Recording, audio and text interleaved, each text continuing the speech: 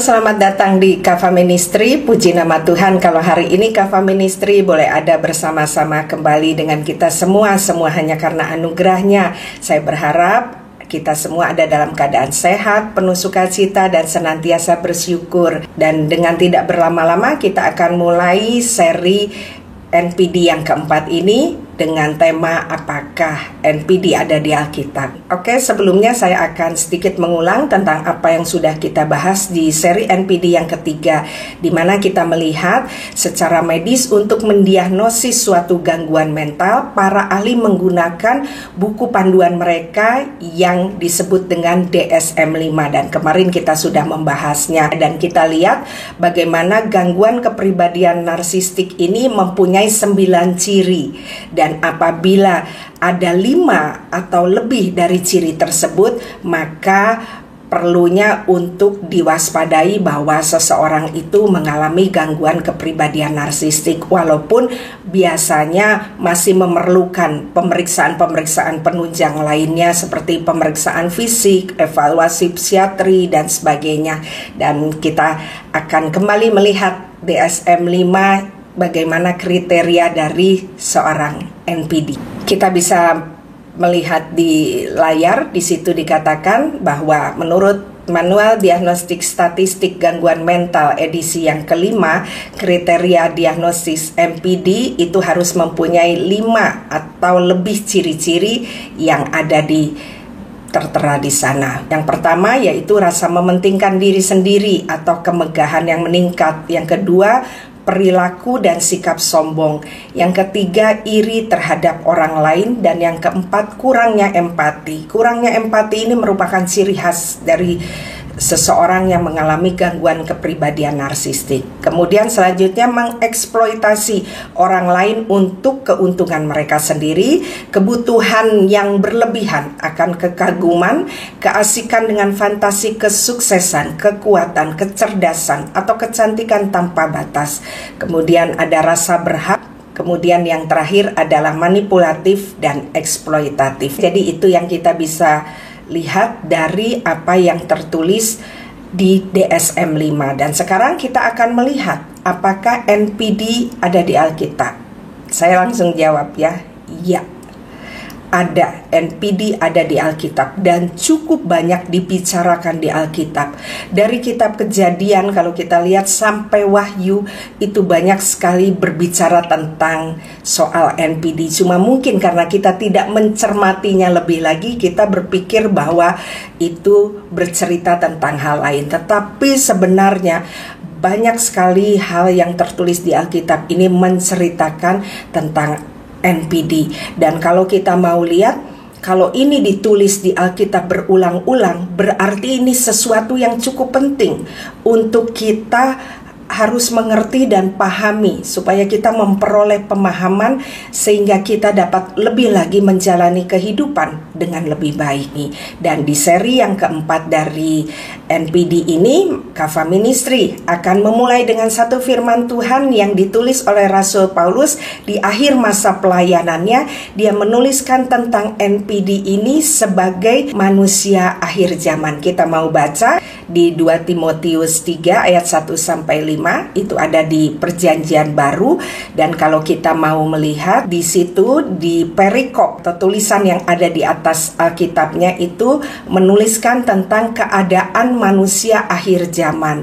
Jadi istilah yang dipahami oleh Rasul Paulus waktu itu tentang NPD, dia menuliskannya dengan yang namanya manusia akhir zaman. Kenapa saya bisa menyimpulkan itu? Karena 9 ciri yang tadi kita sudah bacakan di DSM-5, kita bisa temukan itu ada di 2 Timotius 3 ayat 1 sampai 5 ini. Jadi kita mau lihat sama-sama ya. Kita baca ayat yang pertama, yaitu dikatakan, ketahuilah bahwa pada hari-hari terakhir. Kapan hari-hari terakhir? Saat ini. Kita ini hidup di akhir zaman.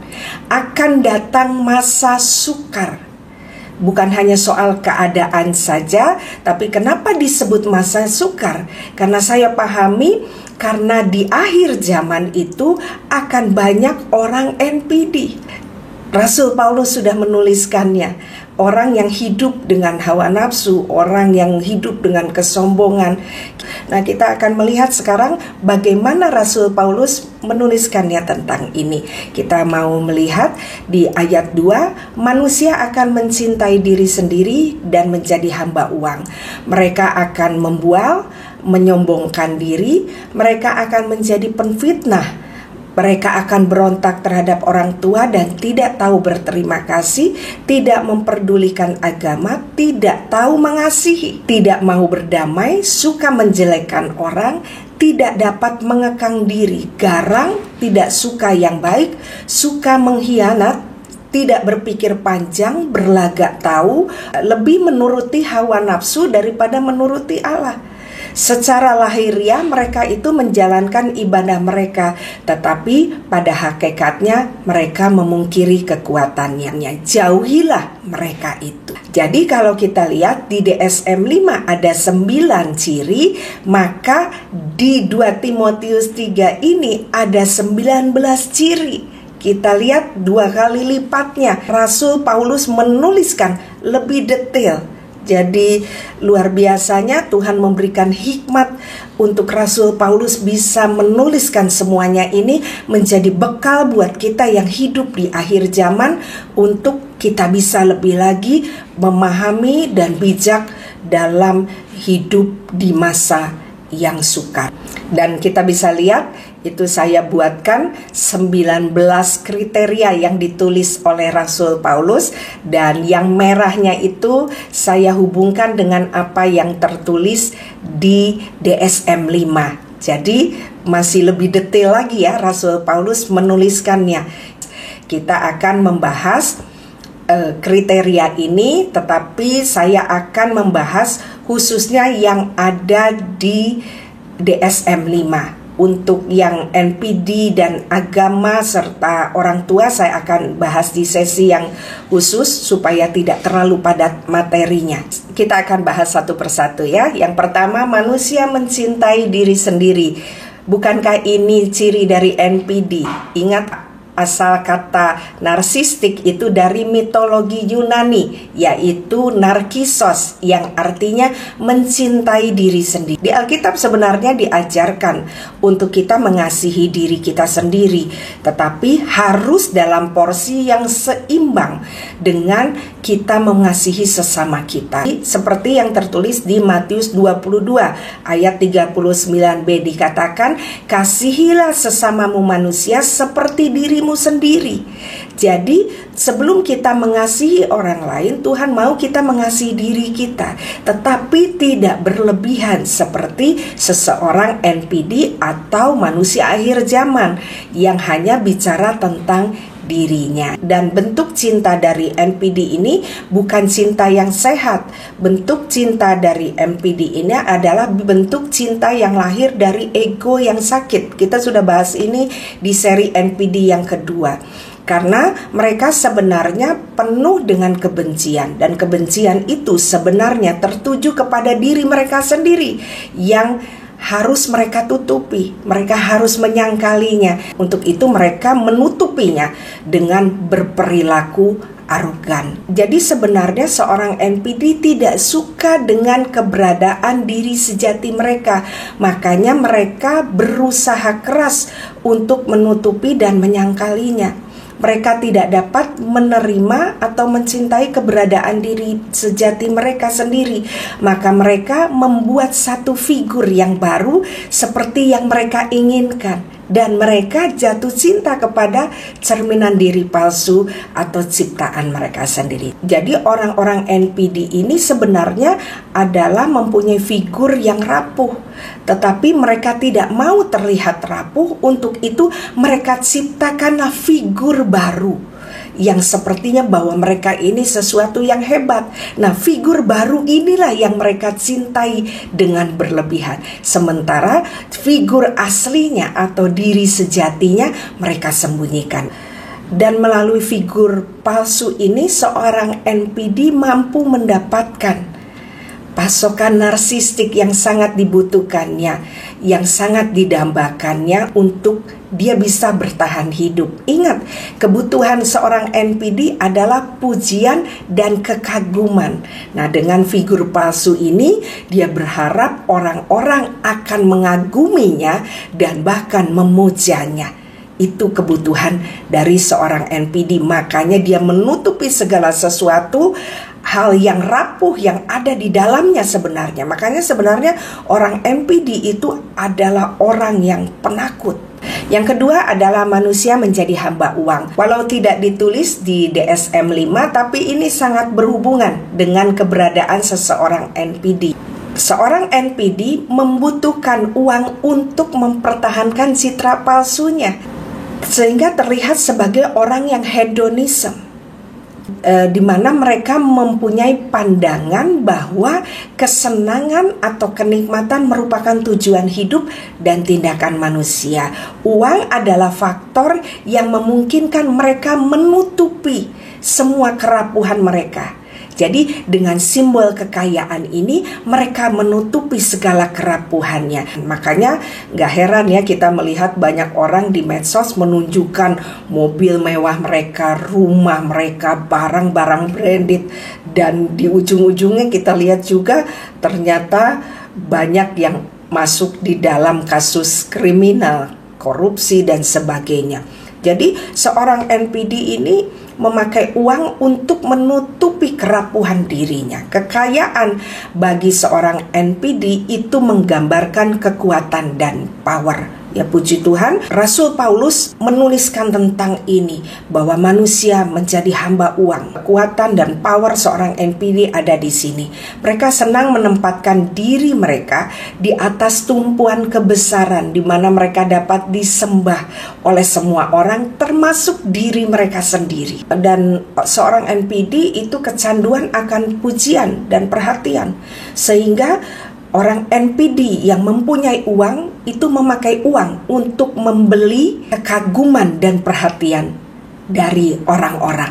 Jadi kita melihat di sini mereka kecanduan akan pemujaan dan perhatian, dan mereka berharap dengan uang mereka bisa mendapatkan itu. Karena NPD itu tumbuh dari perasaan kehilangan cinta.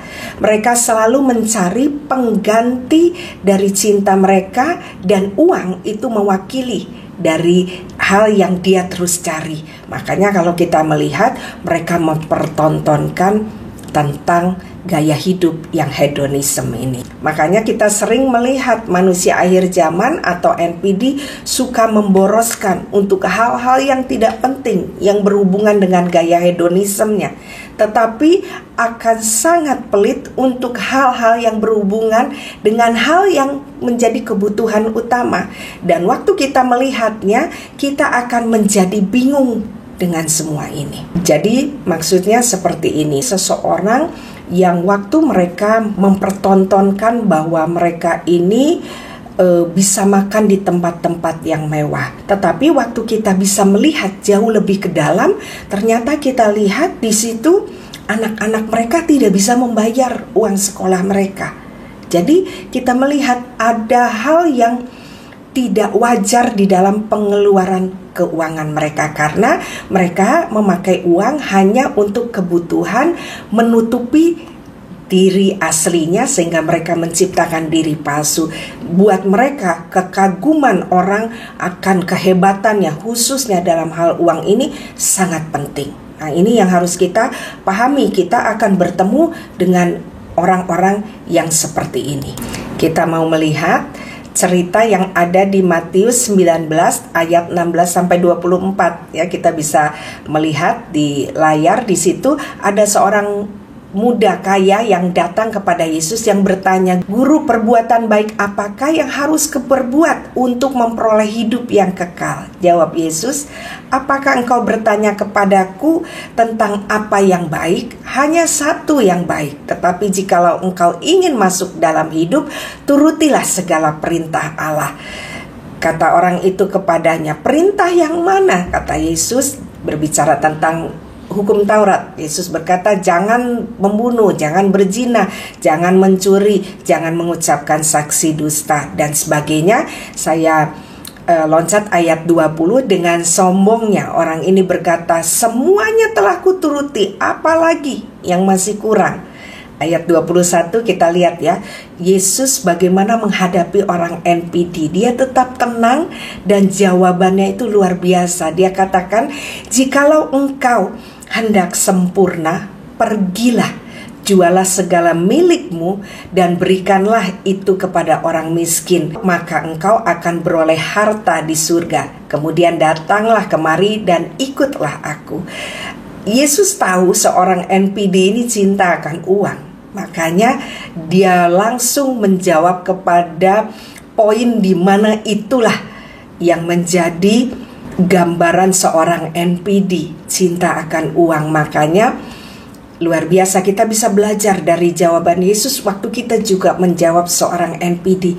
Tetap tenang, tetapi kita melakukannya sesuai dengan firman Tuhan. Karena kata-kata yang bisa masuk kepada seorang NPD itu hanya firman Tuhan. Sekalipun dia tidak mendengar, tapi firman itu tetap bekerja saat masuk ke dalam telinganya. Ketika orang muda mendengar perkataan itu, lihat seorang yang cinta uang di sini, gambaran manusia akhir zaman, gambaran seorang NPD, pergilah ia dengan sedih sebab banyak hartanya. Yesus berkata kepada murid-muridnya, aku berkata kepadamu, sesungguhnya sukar sekali bagi seorang kaya untuk masuk dalam kerajaan surga. Sekali lagi dia ucapkan 2 kali, lebih mudah seekor unta. Dia buat lebih lagi detail, dikatakan dengan mengatakan bahwa lebih mudah seekor unta. Kita bayangkan unta itu sebesar apa.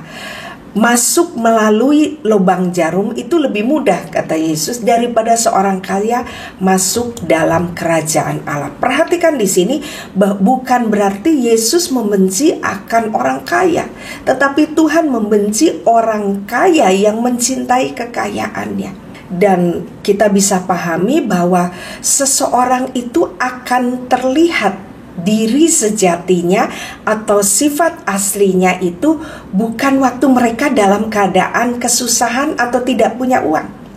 Kapan seseorang itu terlihat diri aslinya? Waktu justru mereka kelimpahan dalam keuangan.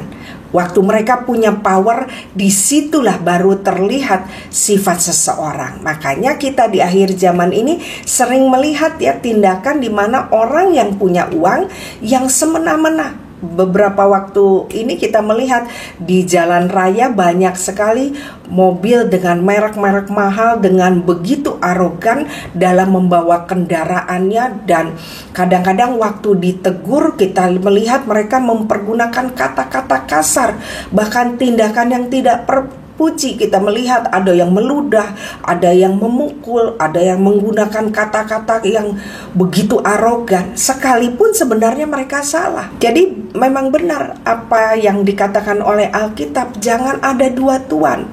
Karena kalau bicara kita menduakan Tuhan dengan uang, maka biasanya di situ terjadi perubahan karakter.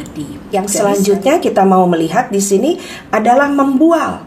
Membual adalah ciri utama dari NPD. Orang NPD itu membual tentang segala hal melebih-lebihkan pencapaiannya, kesuksesannya, kekayaannya, pendidikannya, pekerjaannya, kekuasaannya, dan sebagainya. Dalam segala hal dia selalu melebih-lebihkan, yang sebenarnya itu hanya untuk membantu dia membangun diri palsunya supaya orang melihat dia menjadi seseorang yang hebat, terlihat dia seseorang yang megah. Membual memiliki banyak keuntungan bagi seorang NPD, di mana membual adalah sebagai mekanisme untuk melawan perasaan rendah dirinya. Makanya orang-orang NPD ini sebenarnya mereka orang yang takut ketemu orang lain. Mereka ini orang yang pemalu, dan mereka ini tidak punya nyali yang besar. Jadi untuk menutupi perasaan rendah diri yang mendasarinya, tidak hanya terhadap dunia, tetapi terhadap dirinya sendiri. Seorang NPD harus mempertahankan citra superioritas mereka. Dan dengan apa? Dengan menyombongkan diri, ini sangat membantu mereka menutupi diri palsu mereka yang sebenarnya seseorang yang dalam tanda petik kita mau katakan pengecut. Jadi dia akan tutupi segala hal dengan bualannya, sehingga orang melihat dia dengan karakter yang luar biasa, padahal sebenarnya di dalamnya adalah seorang yang rapuh dan penuh dengan ketakutan. Yang selanjutnya adalah menyombongkan diri, hampir sama tadi dengan membual. Ini dipakai untuk menutupi sebenarnya rasa rendah dirinya. Dan untuk dia terlihat besar, maka dia harus terlihat lebih unggul dari orang lain. Salah satunya dengan menyombongkan dirinya, dan dia akan menekan orang lain supaya orang lain terlihat lebih rendah di hadapannya, sehingga dia terlihat sebagai seseorang yang paling unggul. Dan karena kesombongannya ini, NPD sangat sensitif dengan yang namanya kritik. Kita sudah bahas di seri sebelumnya bahwa orang-orang NPD ini tidak bisa dikritik, karena buat mereka kritik itu adalah ancaman, karena mereka takut mereka akan dibuka diri asli mereka takut dibuat malu. Dan karena kesombongannya, NPD ini sangat sensitif sama yang namanya kritik. Jadi kita yang di sini sudah memahami seorang NPD tidak akan mendengar kritikan kita, padahal mungkin maksud kita membangun. Buat mereka ini merupakan ancaman bagi seorang NPD, karena akan terlihat diri asli mereka yang takut dan malu. Makanya mereka akan mati-matian untuk mereka tidak mau mendengar kritikan. Bahkan mereka ini akan bereaksi kasar dan angkuh kepada siapapun yang mengkritik tentang dirinya. Dan seorang NPD ini selalu berpikir, sekali lagi yang saya mau sampaikan, NPD ini tidak pernah melihat dirinya salah. Di dalam pikirannya bahwa dia adalah satu-satunya orang yang paling benar. Sekalipun dia salah, dia selalu berpikir bahwa dirinya yang paling benar. Bahkan sekalipun dia sudah menyakiti orang lain, dia merasa itu benar buat dirinya. Jadi NPD tidak bisa untuk dikritik, apalagi kalau ada orang yang mengkritik atau menentang dia, maka dia akan penuh kemarahan. Dan NPD ini mudah yang namanya balas dendam. Jadi dia akan simpan segala kemarahannya itu sebagai dendam. Dan satu saat dia akan melakukan perlakuan arogan untuk mempermalukan orang yang mengkritiknya.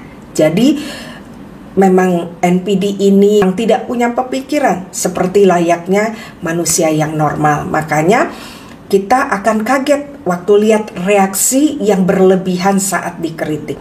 Dari pengalaman konseling saya, khususnya beberapa tahun terakhir ini, saya melihat beberapa orang tua yang memiliki anak dengan gangguan kepribadian narsistik. Mereka itu sangat kaget melihat reaksi anak-anak mereka waktu diberikan nasihat. Mereka tidak menyangka melihat reaksi anak yang begitu marah dan melakukan tindakan kasar terhadap orang tuanya. Bukankah kita sering lihat hari-hari ini banyak tindakan kriminal yang dilakukan karena dikritik oleh orang tuanya atau orang-orang terdekatnya. Di mana saya temukan di dalam konseling saya ada seorang ibu yang menasehati anaknya, maka dia sangat kaget reaksi anaknya itu dengan membenturkan ibunya ke dinding. Jadi NPD ini bisa juga karena marah dan dendamnya dia bisa membunuh orang yang mengkritiknya. Makanya sangat berhati-hati sekali waktu kita memberikan nasihat, dan sudah pasti nasihat atau kritikan kita tidak akan didengar. Jadi kita lihat ya, kita memang hidup di akhir zaman dan Alkitab sudah mempersiapkannya. Lewat siapa? Lewat Rasul Paulus yang berkata bahwa di akhir zaman kita akan bertemu dengan orang-orang dengan tipe seperti ini. Makanya Kava Ministry mengajak kita semua untuk sama-sama belajar supaya kita punya pemahaman atau understanding sehingga kita dapat berlaku bijak untuk menghadapi orang-orang yang akan semakin banyak di akhir zaman ini. Suka menjelekkan orang ya pasti, karena tadi dari kesombongannya dia harus merendahkan orang lain supaya dia terlihat lebih unggul dari orang lain. Jadi jangan kaget kalau bertemu dengan NPD itu mereka hanya melemparkan kata-kata yang merendahkan. Dasar dari rasa ingin menjelekkan orang lain ini lahir dari rasa cemburu dan iri hati seorang NPD. Orang NPD ini biasanya iri terhadap apapun yang dimiliki orang lain yang dia tidak miliki. Misalnya tentang kecantikan, kalau ada orang lebih cantik, dia tidak suka. Kepemilikan, jadi misalnya dia melihat ada orang yang lebih punya daripadanya, dia juga tidak suka. Ada orang lebih pintar, tidak suka. Ada orang bertalenta, tidak suka. Ada orang memiliki kekuatan lebih, prestasi lebih, punya hubungan yang baik di dalam keluarganya, punya uang yang lebih banyak, dia tidak suka melihat semuanya ini. Makanya mereka akan menjelekkan orang lain. Jadi kalau kita lihat, kalau kita berteman atau kita hidup dengan orang NPD, kita lihat saja perkataannya. Lebih banyak apa? Kalau menjelekkan orang lain, ya kemungkinan dia sebenarnya cemburu, iri yang lahir dari ego patologis. Karena orang NPD sebenarnya tidak bisa mewujudkan talentanya. Kenapa? Karena mereka terlalu berfantasi akan kesuksesan, akan kemegahannya, dan mereka tidak mau ada proses. Mereka hanya ingin hasil yang cepat dan segera. Makanya sebenarnya kalau kita lihat orang NPD ini orang-orang yang punya potensi juga, tetapi karena gangguan kepribadiannya ini membuat mereka sibuk dengan fantasi mereka. Jadi mereka tidak mengasah talenta mereka, tetapi mereka hanya sibuk bagaimana mereka bisa hidup lebih dari orang lain, dan bagaimana mereka bisa menjatuhkan orang lain, menjelekkan orang lain supaya dirinya terlihat lebih tinggi dari orang lain. Dan kita mau melihat firman Tuhan di Yakobus 3 ayat 14 sampai 16 tentang iri hati. Di sini pun terlihat tentang seorang NPD. Kita mau melihat ayatnya. Yakobus menasehatkan, jika kamu menaruh perasaan iri hati dan kamu mementingkan diri sendiri, ya ini NPD kan, janganlah kamu megahkan diri, sombong, dan janganlah kamu berdusta melawan kebenaran. Tadi omongnya membual. Itu bukanlah hikmat yang datang dari atas, bicara dari Bapa yang ada di surga, tetapi ini dari dunia, dari nafsu manusia dan dari setan-setan. Nanti kita akan membahas apakah orang NPD ini kok terlihat sifat-sifatnya seperti setan atau iblis. Nanti kita akan bahas khusus tentang ini ya.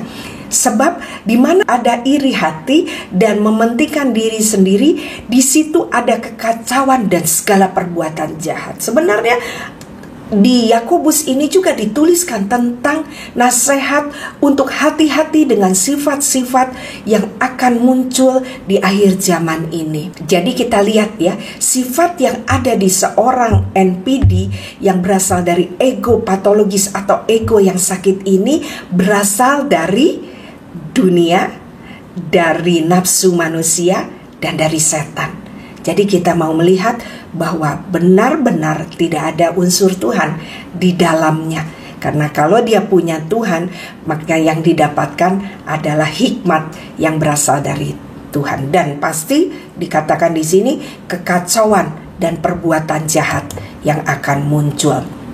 Nah, kita mau lihat lagi ayat tentang NPD ini ada di kitab Mazmur. Mazmur 73 ayat 6 sampai 9. Kita mau baca di situ. Sebab itu mereka berkalungkan kecongkakan. Ya, NPD itu sangat identik dengan kecongkakan dan berpakaian kekerasan. Di sini terlihat kecongkakan itu selalu berjalan sama dengan kekerasan. Orang congkak itu bicara tentang arogan, sifat-sifat arogan. Ya, jadi memang ini terlihat sebagai satu kesatuan. Kita lanjutkan ayatnya. Karena kegemukan, kesalahan mereka menyolok, hati mereka meluap-luap dengan sangkaan. Ya, ini paranoid dia. Mereka menyindir dan mengata-ngatai dengan jahatnya. Hal pemerasan dibicarakan mereka dengan tinggi hati. Mereka ini tidak suka hal-hal yang baik. Orang NPD ini suka hal-hal yang jahat. Mereka membuka mulut melawan langit, dan lidah mereka membual di bumi. Jadi kita mau lihat di kitab Mazmur juga seorang pemazmur mendefinisikan tentang NPD. Dan kalau kita mau lihat, kitab Mazmur ini banyak ditulis oleh Raja Daud. Kalau kita mau lihat kitab Mazmur itu banyak tentang cerita Daud berhadapan dengan orang NPD. Disitulah keluh kesah Daud. Kenapa? Karena memang Daud hidupnya dikelilingi oleh orang-orang NPD. Salah satu orang NPD yang berdampak di dalam kehidupan Daud adalah Raja Saul, yang adalah mertuanya, yang mau membunuhnya dan mengejar Raja Daud terus-menerus. Karena apa? Karena iri hati. Jadi kita mulai melihat NPD ini banyak ditulis di Alkitab. Sekarang kita mulai memahami, membaca Alkitab jadi lebih menarik. Waktu kita bisa melihatnya dengan lebih jelas. Ternyata yang ditulis Daud di kitab Mazmur tentang segala hal itu bicara dia sedang berhadapan dengan seorang NPD. Ada Raja Daud dan juga ada beberapa orang NPD lainnya yang ditulis oleh Daud dan pemazmur lainnya. Yang selanjutnya kita kembali ke apa yang Rasul Paulus katakan. Di situ seorang NPD itu biasanya adalah pemfitnah. Seorang NPD tidak bisa mengatasi kekalahannya dengan cara apapun. Jadi dia tidak mau terlihat kalah. Maka dia akan berupaya keras supaya saingannya atau orang yang lebih kuat, lebih cantik, lebih cerdas itu akan dia jatuhkan. Dengan cara apa? Dia akan membuat drama, dia akan membuat skenario. Kita sudah lihat ya, NPD itu masuk di kriteria B di DSM-5, salah satunya yaitu pembuat drama. Jadi dia akan membuat drama atau skenario. Seorang NPD ahli dalam hal ini, khususnya dalam pembunuhan karakter seseorang. Dia akan pakai taktik yang kadang kita sebagai orang normal nggak bisa pikirkan. Dia akan melemahkan siapapun yang menjadi ancaman bagi dirinya. Karena kembali tadi, dia sangat rapuh. Apakah ancaman itu nyata atau hayalan? Dan seorang NPD ini akan sangat agresif menyerang dan membalas seseorang. Dia akan membunuh karakter seseorang dengan apa? Dia akan menimbulkan ancaman dan dia akan melakukan hal-hal yang berhubungan dengan mencemarkan nama baik seseorang, mencemarkan nama baik saingannya. Walaupun sebenarnya itu isinya hanyalah kebohongan, gosip atau fitnah, dan mereka melakukannya tanpa hati nurani. Mereka bahkan waktu didapati bahwa ini fitnahan, mereka tidak punya rasa bersalah atau meminta maaf. Karena menurut mereka, apa yang mereka lakukan ini benar. Jadi memang benar-benar menghadapi seorang NPD ini sesuatu yang Tuhan sudah siapkan Rasul Paulus untuk menulisnya, untuk menjadi pesan bagi kita semua, untuk kita yang hidup di akhir zaman ini bisa siap menghadapinya. Dan luar biasanya lagi, kadang-kadang mereka tidak menggunakan tangan mereka sendiri untuk menghancurkan saingannya. Mereka menggunakan tangan orang lain untuk membunuh karakter seseorang atau mempermalukan seseorang. Kita banyak sekarang melihat ya, orang menjatuhkan orang lain dengan menuliskan segala sesuatu yang kadang itu fitnahan di medsos. Dan anehnya kadang orang yang dipakai sebagai alat oleh NPD ini untuk menghancurkan saingan dari NPD ini tidak menyadari kalau diri mereka diperdaya. Karena NPD itu punya power di dalam kata-katanya ya, dalam tanda petik power yang jahat. Jadi dia mudah sekali untuk memanipulasi orang lain percaya kepada dirinya dan ikut membenci saingannya dan mau melakukan sesuatu untuk menghancurkan. Sebenarnya kadang mereka tidak punya urusan dengan saingannya NPD ini, tetapi karena NPD ini berhasil mempengaruhi orang-orang untuk ikut membenci saingannya, akhirnya mereka melakukannya. Dan di akhir zaman ini kita akan banyak bertemu dengan orang seperti ini.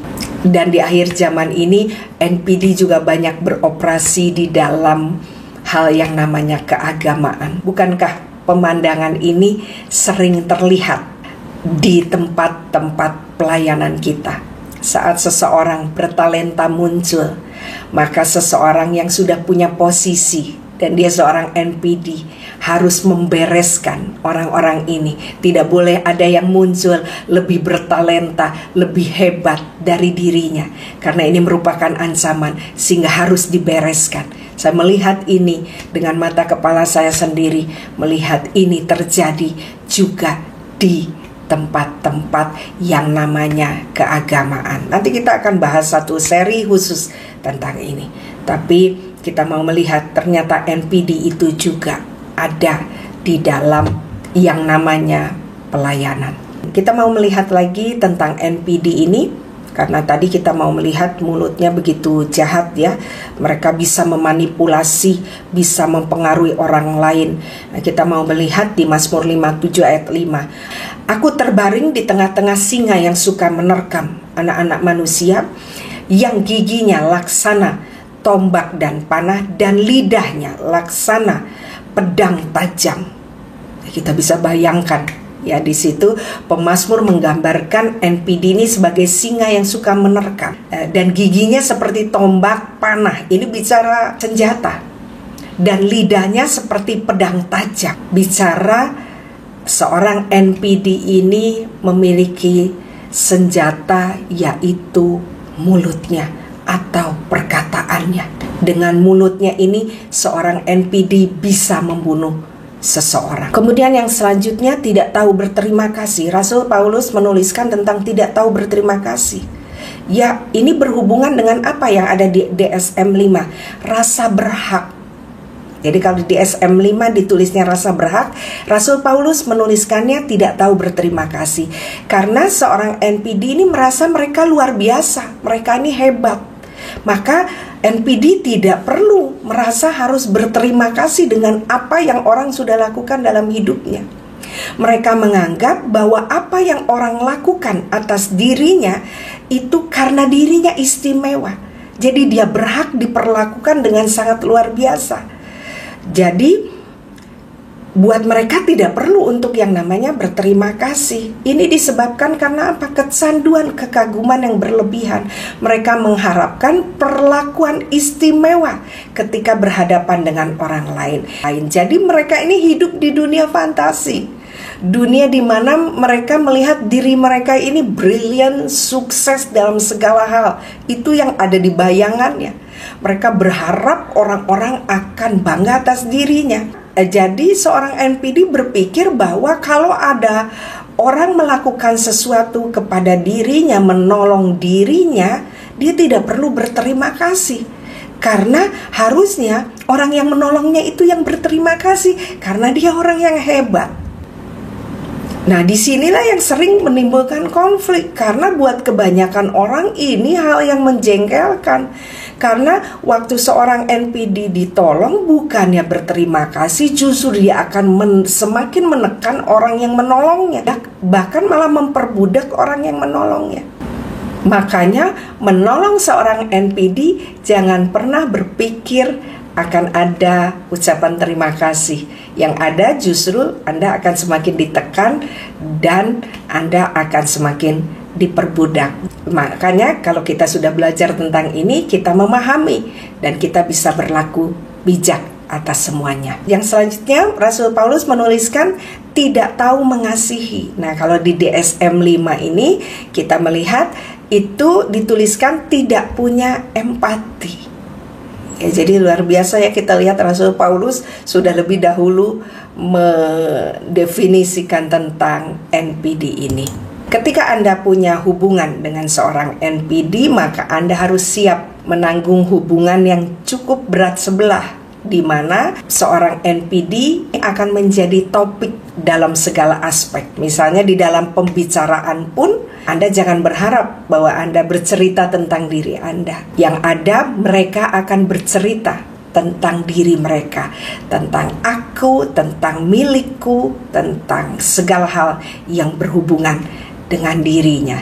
Dan jika Anda berhasil berbicara tentang diri Anda kepada seorang NPD, mungkin Anda curhat atau mungkin Anda menceritakan tentang diri Anda, jangan kaget kalau sebentar-sebentar dia akan menguap, dia akan bosan, dan dia tidak sabar akan percakapan tersebut yang sebenarnya dia tidak mendengarkan. Dan dengan pintarnya dia akan mengalihkan pembicaraan tentang Anda, dikembalikan lagi tentang dirinya, tentang aku, dan aku. Jadi dia selalu menjadi pusat perhatian dari percakapan Anda. Demikian juga bukan hanya percakapan, tapi kebutuhan. Dia tidak pernah berbicara tentang kebutuhan Anda, tetapi dia akan berbicara dengan kebutuhanku, ku, dan ku. Waktu dia bercerita tentang kebutuhannya, harus segera dilaksanakan. Tetapi waktu kita berbicara tentang kebutuhan kita, dia akan tutup telinga. Dia tidak mau mendengarkan, bahkan nanti topiknya akan kembali untuk memenuhi kebutuhannya. Jadi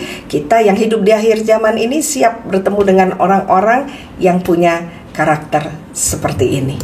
Kemudian Rasul Paulus menuliskan tentang manusia akhir zaman tidak suka yang baik.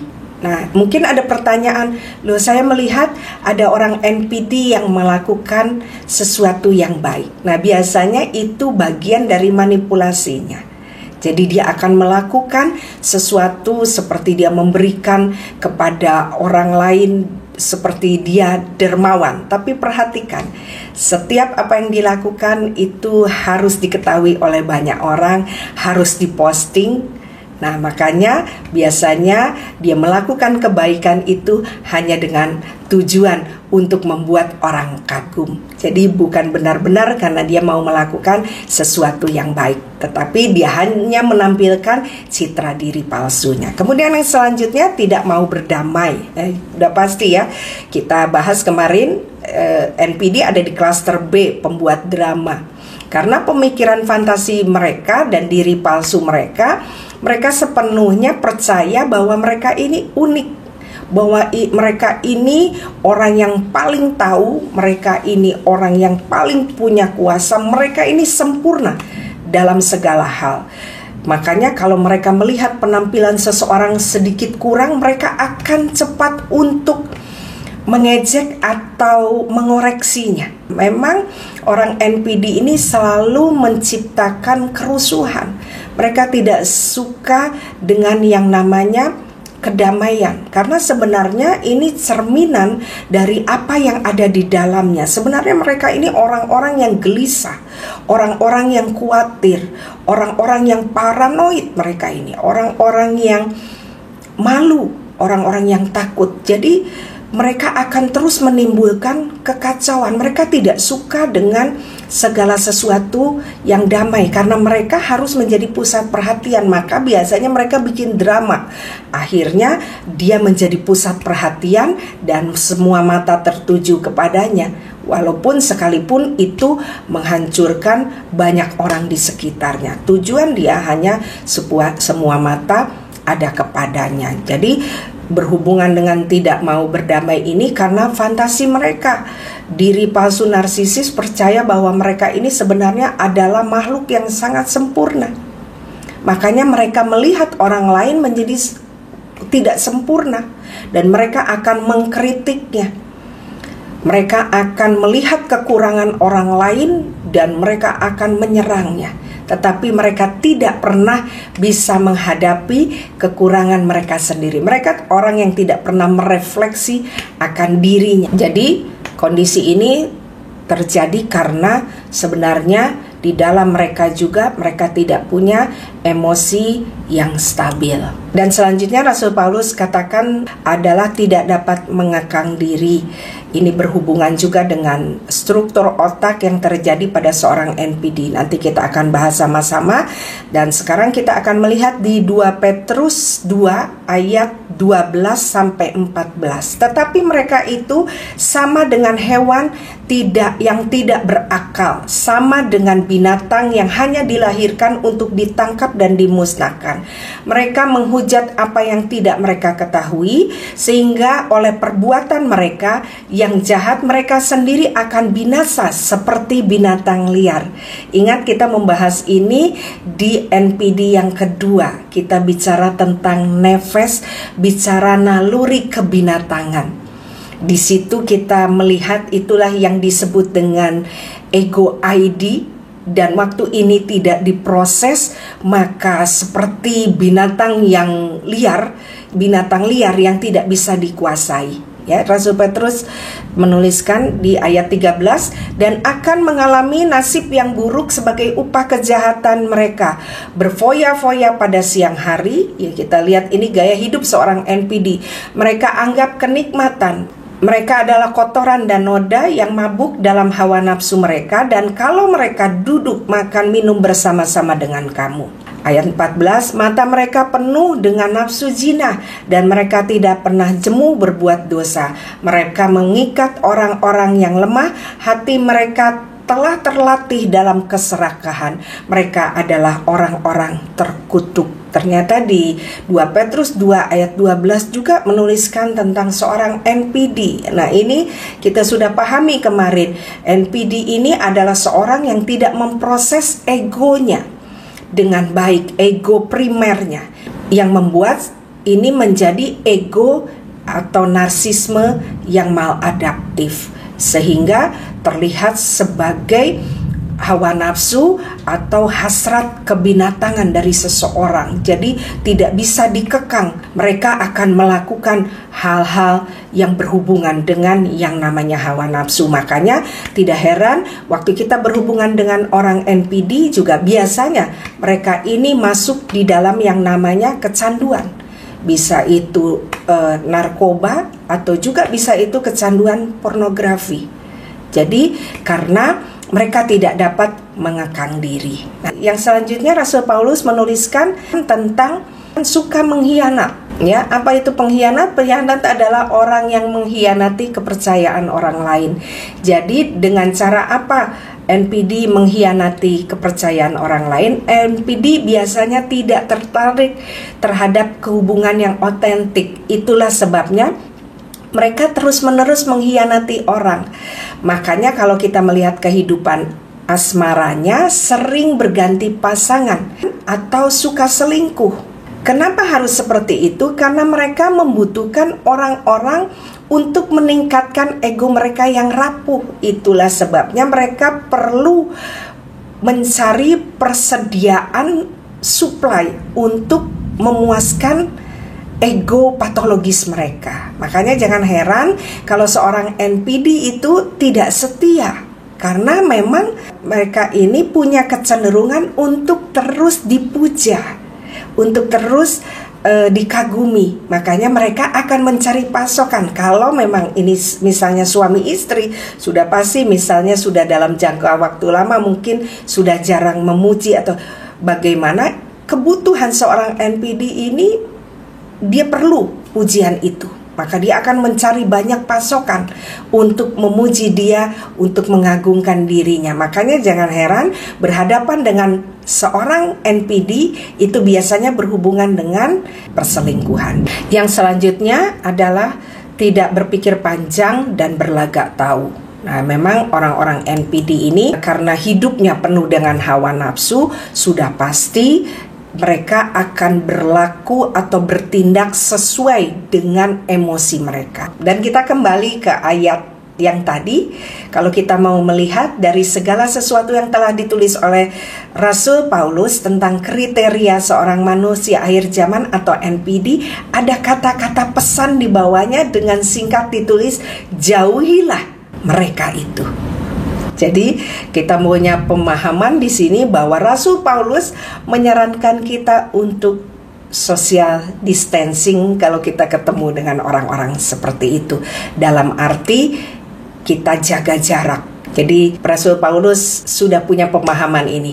Bahkan kalau kita datang tenaga profesional, biasanya mereka pun menyarankan untuk kita menjauhi orang ini. Karena pada dasarnya NPD ini sulit untuk berubah. Makanya yang dilakukan, mereka katakan cepat pergi jauh-jauh, karena itu akan merusak diri Anda. Karena memang orang itu membahayakan, dapat membunuh seseorang secara perlahan. Bahkan ada seorang pembicara dari luar negeri mengatakan bahwa seorang NPD itu adalah pembunuh orang lain secara perlahan. Makanya biasanya dikatakan untuk segera meninggalkan. Dan saya pernah membaca satu kesaksian dari seorang psikiater di luar negeri. Dia katakan bahwa dia tidak mau menerima pasien NPD karena mereka pun sebagai tenaga profesional dimanipulatif. Dan sebenarnya orang NPD ini juga jarang ditemukan dia mau berobat. Karena kenapa? Karena dia tidak pernah dia perlu untuk berobat. Karena dia merasa dirinya sempurna. Dan kalau memang seorang NPD itu datang berobat, biasanya bukan karena dirinya yang mau berobat, tetapi karena ada korban-korban di sekitarnya, dan biasanya keluarganya yang membawa untuk orang ini yang NPD dibawa ke psikiater. Tetapi juga sulit untuk merubahnya karena mereka merasa tidak perlu untuk mendapatkan pengobatan. Tadi kita tahu bahwa psikiaternya pun dimanipulatif. Jadi memang sulit untuk menangani seorang NPD ini. Dan saya pun setuju apabila mungkin kita bertemu dengan orang NPD ini, kita masih dalam status kekasih atau teman atau kerabat di mana belum ada keterikatan. Saya sarankan untuk tinggalkan, karena Anda akan masuk ke dalam yang namanya hubungan toxic relationship, dan itu akan membuat Anda menderita. Untuk itu cepat jauh-jauh tinggalkan. Karena kita pahami seorang NPD sulit untuk berubah. Kalau kita lihat literatur, kapan seorang NPD berubah? Biasanya di masa tua, di mana dia sudah tidak punya kuasa lagi, di mana dia sudah tidak punya uang, di mana kecantikannya sudah berkurang, dia sudah tidak punya tenaga lagi, dia mulai ditinggalkan oleh orang-orang di sekitarnya. Kenapa? Karena orang sudah mulai tahu sifatnya yang buruk, orang tidak mau mendekat kepadanya. Dan seorang NPD yang menyadari itu biasanya di masa tua, di saat dia kesepian, karena tidak ada orang di sekitarnya yang mau mendekat kepadanya. Tapi kalau Anda masih baru dalam hubungan yang sepasang kekasih, ya masa Anda mau menunggu sampai waktu itu. Jadi kalau Anda belum terikat, belum masuk ke dalam yang namanya pernikahan, saya sarankan untuk segera meninggalkan orang dengan kriteria seperti ini, karena sangat sulit untuk menjalani kehidupan bersama dengan orang NPD. Dan untuk yang punya hubungan keterikatan, misalnya dalam pernikahan antara suami dan istri, atau orang tua dan anak, atau dengan om, atau anak dengan anak, saya tidak anjurkan untuk langsung social distancing, kecuali Anda dalam keadaan tekanan yang hebat atau depresi. Anda sangat perlu untuk social distancing. Kenapa? Karena dalam rangka untuk menolong diri Anda sendiri, untuk Anda dipulihkan, dan pakai waktu yang ada selama social distancing untuk mencari Tuhan. Karena hanya Tuhan yang bisa menuntun kita keluar dari keadaan ini. Ingat apa yang saya sampaikan di seri NPD pertama, di mana saya katakan bahwa Anda sebenarnya adalah kado dari Tuhan untuk pasangan Anda, untuk anak-anak Anda, untuk keluarga Anda. Makanya Anda harus bangkit. Anda harus bangkit dari keterpurukan. Ada tugas yang penting yang Tuhan berikan. Kalau Tuhan yang beri tugas, pasti Dia beri kekuatan untuk kita bisa melewatinya. Pasti Tuhan menyertai kita karena Dialah sumber kekuatan kita. Untuk menyelesaikan masalah dengan NPD ini harus dengan tangan Tuhan, bukan dengan kekuatan kita. Dan kalau posisinya Anda tidak bisa social distancing secara fisik, saya anjurkan untuk Anda mulai social distancing secara psikis. Apa itu social distancing secara psikis? Artinya tadinya Anda ini terlalu percaya akan banyak hal. Tadinya Anda berbicara semua tentang mimpi Anda, tentang harapan Anda, cita-cita Anda. Anda sering ceritakan tentang perasaan Anda, mulai Anda menarik diri. Jadi Anda social distancing dalam komunikasi, khususnya yang berhubungan dengan diri Anda. Anda mulai lebih banyak berbicara kepada Tuhan untuk Anda dapatkan solusinya. Kenapa ini dilakukan? Karena ini membuat pagar untuk supaya Anda tidak lebih lagi disakiti. Ini semua untuk kepentingan Anda. Dan terus belajar tentang NPD ini. Banyak, bukan hanya Kava Ministry, banyak video-video tentang NPD bisa diikuti di situ. Supaya apa? Supaya kita bijak bisa menghadapinya. Dan kalau kita tahu bahwa seperti tadi, NPD tidak punya empati, dia tidak bisa mengasihi orang lain, ya kita sudah memahaminya. Dan kita jangan pernah berharap dan marah waktu dia tidak memberikan empati kepada kita. Karena kita tahu orang ini mengalami gangguan kepribadian. Jadi kita tidak mudah untuk tersakiti. Nah, kenapa saya harus lakukan distancing psikis ini?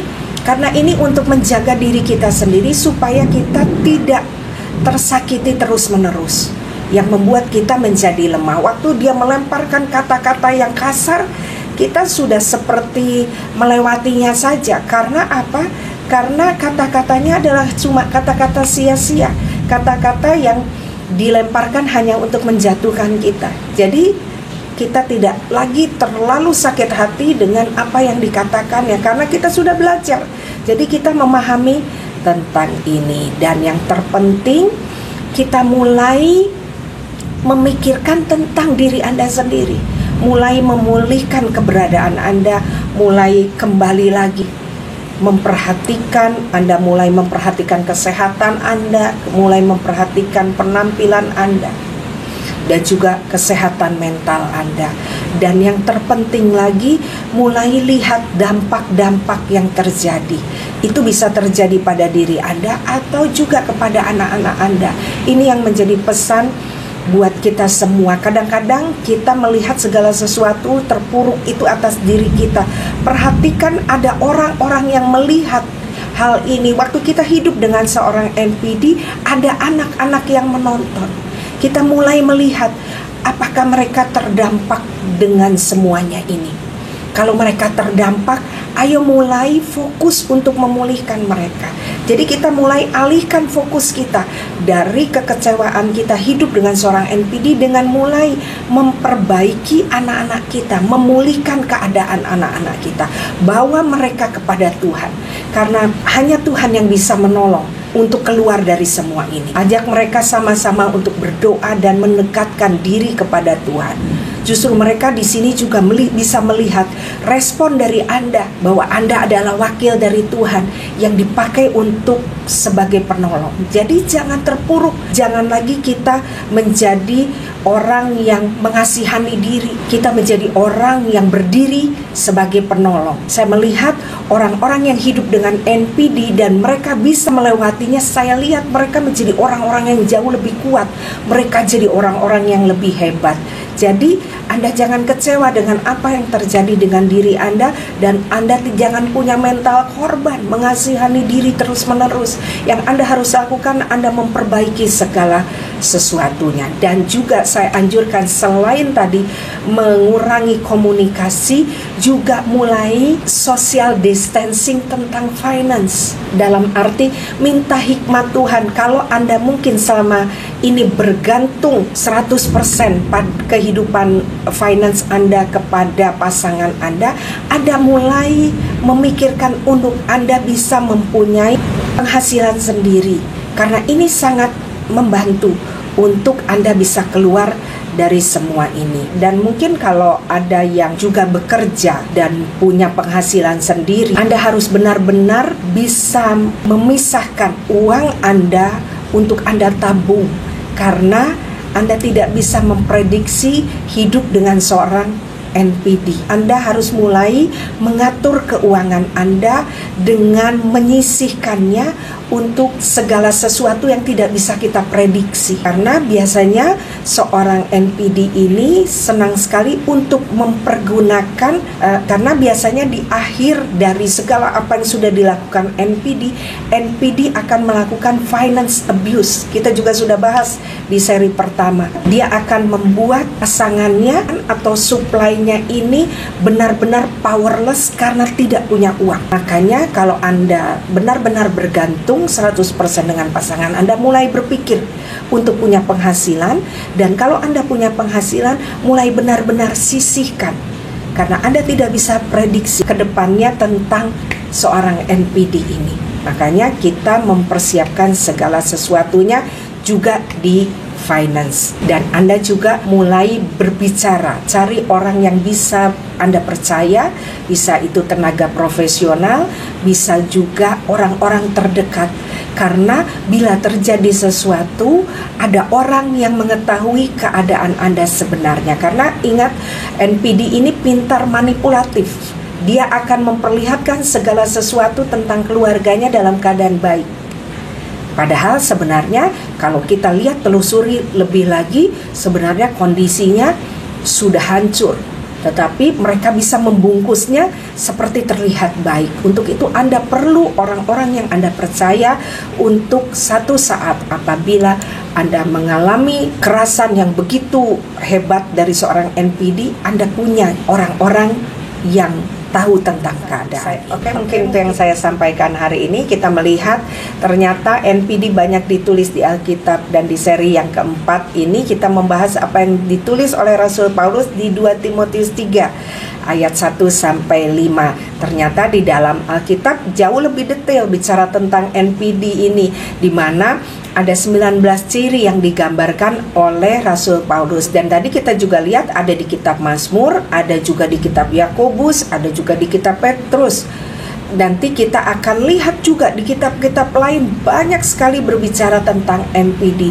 Berarti kita mau simpulkan, ini adalah sesuatu yang sangat penting untuk kita perhatikan di akhir zaman ini. Karena kita akan bertemu banyak dengan orang-orang seperti ini. Dengan kita belajar, dengan kita punya pengertian tentang ini, kita tidak mudah menjadi korban, dan kita tahu cara menghadapi orang-orang NPD ini. Nah, di seri selanjutnya kita akan membahas lebih lagi tentang NPD. Untuk itu jangan sampai ketinggalan di setiap serinya. Kiranya apa yang saya sampaikan ini dapat menjadi berkat, dan saya berharap semua ada dalam keadaan sehat, baik fisik maupun mental, dan terus mengalami pembaharuan pola pikir sehingga kita semua ada dalam keadaan damai sejahtera, senantiasa bersyukur, dan penuh dengan sukacita. Tuhan Yesus memberkati.